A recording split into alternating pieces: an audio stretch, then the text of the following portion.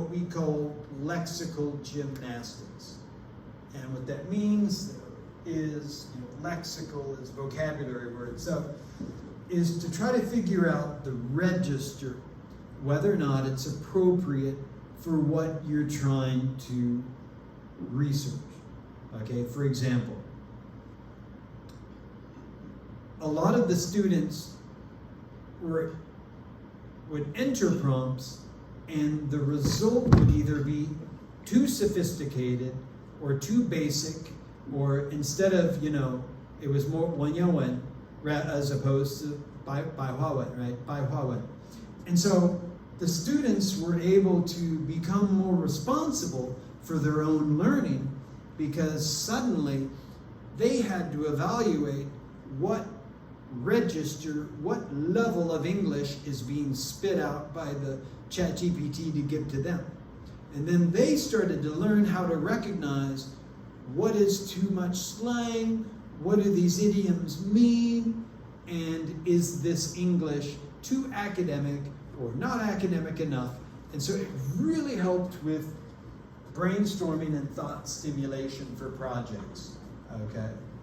And the more and more these teachers were using this new technology, the easier it became for the instructors to start to school them on the importance of critical thinking and cultural awareness.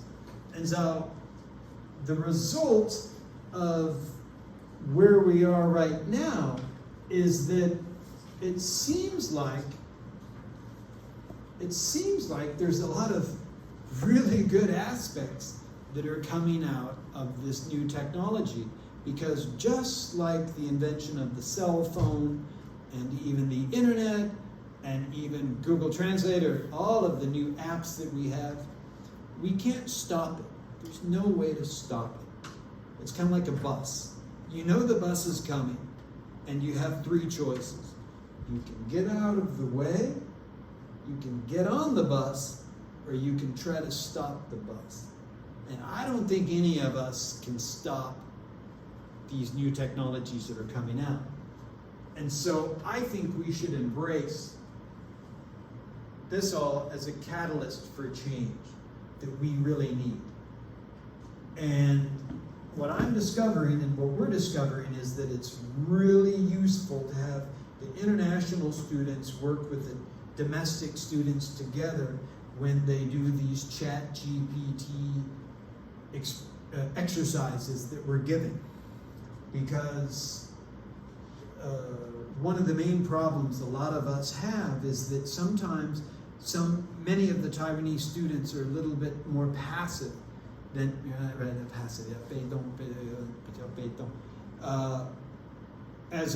compared to many of the international students. Okay, and it could be that the international students are just the cream of the crop coming over from their country, maybe. Or it could be that maybe to get the scholarship they had to be better students, we don't know.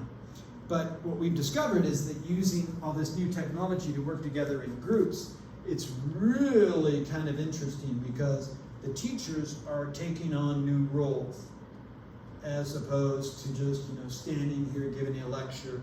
It doesn't work anymore that way. And so I think that these new developments are really positive in many ways because they're encouraging people to interact more, to try to figure out how they can deal with this. I think that it's increasing the bond between students and teachers now because usually the students are more technologically savvy than we are. And it's sort of encouraging instructors to kind of get off of their high horse, we would say, and to kind of start seeing the students at the same level because they have access to information, usually more information than we do, because they've been playing this game for a long time. And from that, I believe we can foster different identities amongst ourselves and how we interact with our students. And I think it empowers the students in many ways if we let them become empowered, and we use the idea of being helpers, guides, coaches, rather than authoritarian police officers keeping them from doing what they're going to do anyway. So I just hope this is helpful for you guys. I don't know if it's any new information, but I've really enjoyed doing this study. And I want to thank you for letting me share it with you today, because I don't know, I just think that this is a great time in our history, in our jobs, and I think that if we learn how to embrace all these new technologies while everyone else sees it as a distraction, as a disruption, as a threat, I think we can work together and rise to the top and become a whole new level of instructor. And I think that's why I love this conference.